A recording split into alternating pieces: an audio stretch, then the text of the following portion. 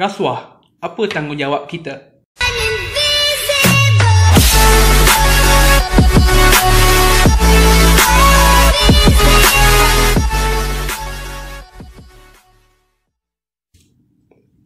Hai, Assalamualaikum warahmatullahi wabarakatuh. Bertemu sekali lagi bersama saya, Cikgu Iman. Kali ini saya ingin berkongsi sedikit maklumat tentang kesalahan jenayah rasuah, tetapi lebih berfokuskan kepada pemberi maklumat.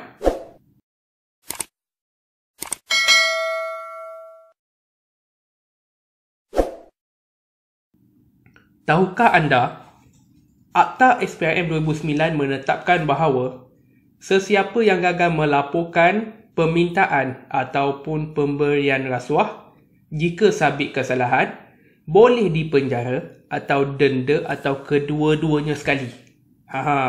Maknanya ada kita sebagai rakyat Malaysia, kita ada tanggungjawab kita untuk melaporkan kesalahan rasuah, dan sekiranya kita didapati gagal untuk berbuat demikian, ada hukuman dia yang telah ditetapkan mengikut Akta 2009, iaitu kalau mengikut Seksyen 25-1 dan 2 Akta SPRM 2009, denda sekiranya kita gagal melaporkan pemberian rasuah kepada pihak berkuasa, sekiranya disabitkan kesalahan, boleh didenda tidak melebihi RM100,000 dan boleh dipenjara tidak lebih 10 tahun atau kedua-duanya sekali. Bagi kesalahan gagal melapor permintaan suapan ataupun rasuah mengikut Seksyen 25-3 dan -4 Akta SPRM 2009, denda tidak melebihi RM10,000 dan penjara tidak lebih 2 tahun atau kedua-duanya sekali. Jadi kita sekiranya ada maklumat tentang jenayah rasuah, sebagai rakyat yang prihatin, kita perlu melaporkan kepada pihak berkuasa, iaitu SPRM lah. Dan sebagai pemberi maklumat, sebenarnya kita akan dilindungi oleh undang-undang. So, tidak perlu takut untuk membantu pihak berkuasa membantas jenayah rasuah.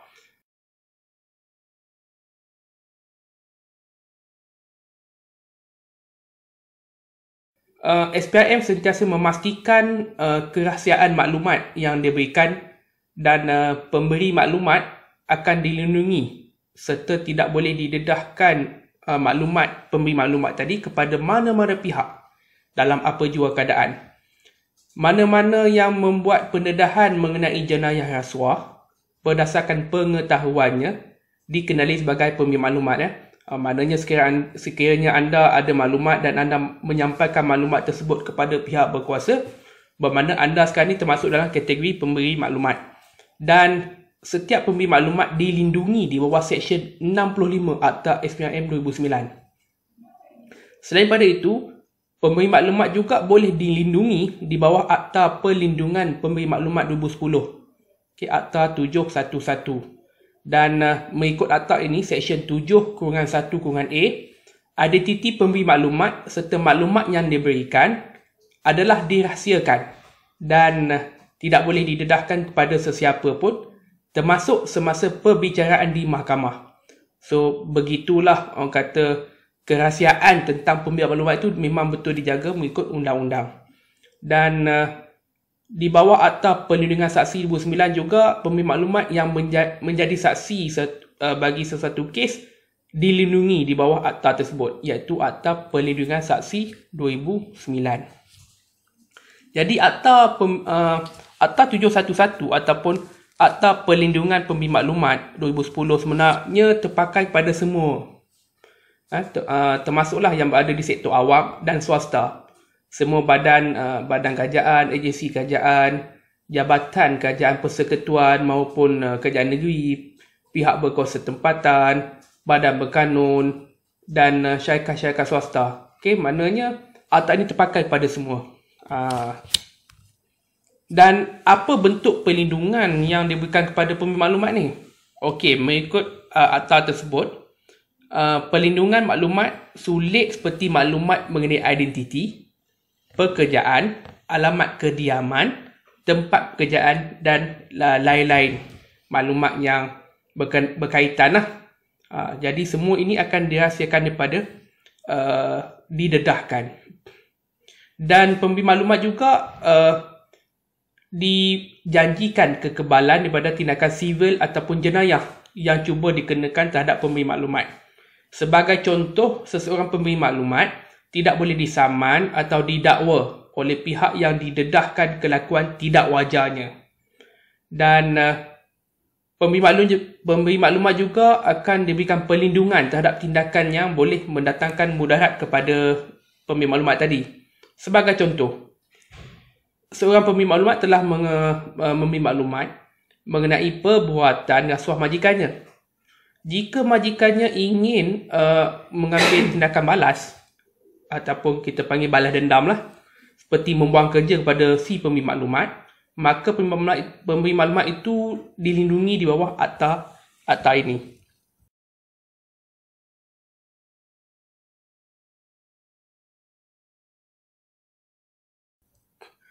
Jadi, bila pemberi maklumat ini akan dilindungi di bawah akta ini? Okey. Akta ini terpakai dan pemberi maklumat ini mendapat perlindungan sebaik saja pemberi maklumat mendedahkan kelakuan tidak wajar ataupun sebaik saja pemberi maklumat ini membuat aduan kepada pihak berkuasa, maka secara automatik pemberi maklumat tadi sudah menikmati perlindungan di bawah akta ini.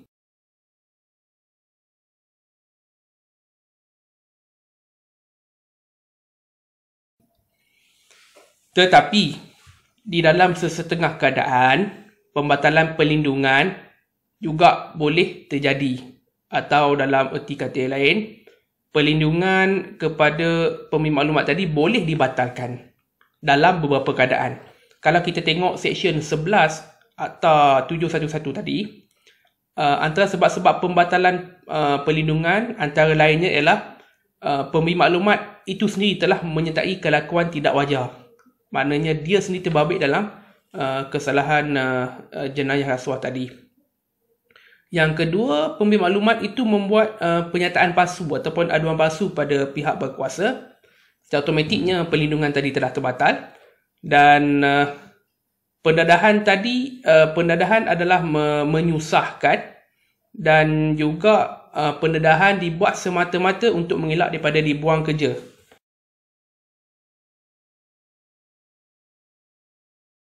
Jadi, kita sebagai rakyat Malaysia yang prihatin, kan, seharusnya kita sama-sama bangkit untuk membangunkan negara kita supaya kita terus maju ke hadapan, dan kemajuan yang kita capai ini, yang paling penting, kita bebas daripada rasuah, kerana rasuah ini boleh membinasakan negara kita.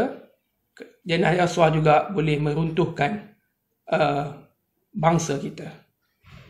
Sekian, insyaAllah kalau ada perkongsian lain, saya akan sampaikan di dalam YouTube channel Cikgu Iman.